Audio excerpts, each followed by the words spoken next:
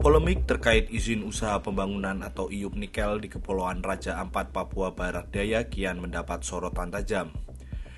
Di tengah statusnya sebagai surga wisata bahari, terutama aktivitas selam dan pusat keanekaragaman hayati dunia, keberadaan perusahaan tambang yang mengantongi izin untuk mengeruk nikel di kawasan tersebut memicu perdebatan sengit antara potensi ekonomi dan ancaman kerusakan lingkungan yang tak dapat diperbaiki.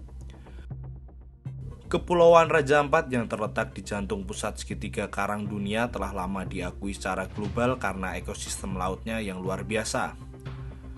Namun, di sisi lain, cadangan nikel yang terkandung di beberapa pulaunya menarik minat industri pertambangan, sejalan dengan program hilirisasi mineral yang digalakkan pemerintah pusat untuk mendukung industri baterai kendaraan listrik. Berdasarkan data yang telah dikonfirmasi oleh Kementerian Energi dan Sumber Daya Mineral, terdapat 5 perusahaan yang memegang izin tambang nikel di wilayah Raja Ampat. 2 izin dikeluarkan oleh pemerintah pusat dan 3 lainnya oleh pemerintah daerah. 2 perusahaan yang mendapat izin dari pemerintah pusat adalah PT GAK Nikel sebagai anak usaha BUMN PT Aneka Tambang Tbk. Perusahaan ini memegang kontrak karya dan menjadi satu-satunya yang telah berstatus operasi produksi aktif di Pulau GAK. PT GAK memiliki luas wilayah tambang mencapai 13.126 hektar. Perusahaan lain adalah PT Anugrah Surya Pratama. Perusahaan ini juga mengantongi izin usaha pertambangan IUP operasi produksi dari Menteri ESDM untuk wilayah konsesi di Pulau Manuran. Adapun 3 perusahaan yang mendapat izin dari pemerintah daerah adalah PT Mulya Raymond Perkasa dan beroperasi di Pulau Batang Pele.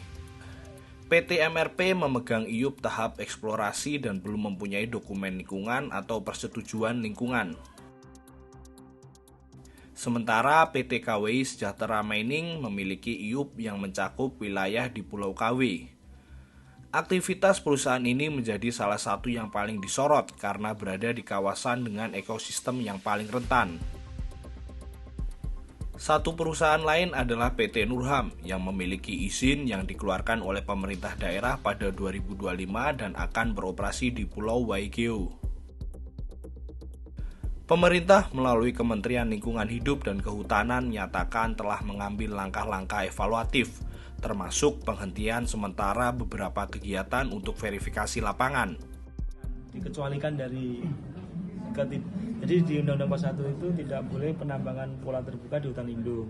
Namun untuk yang PTGN ini dibolehkan karena dia lebih lama kontrak kerjanya daripada Undang-Undang 41. Ini berlaku untuk Undang-Undang 41 sehingga dia dibolehkan menambang di hutan lindung. Tetapi di Undang-Undang pulau-pulau kecil tidak ada pengecualian. Jadi tidak ada pengecualian, ini dibuktikan dengan keputusan MA tahun 2022.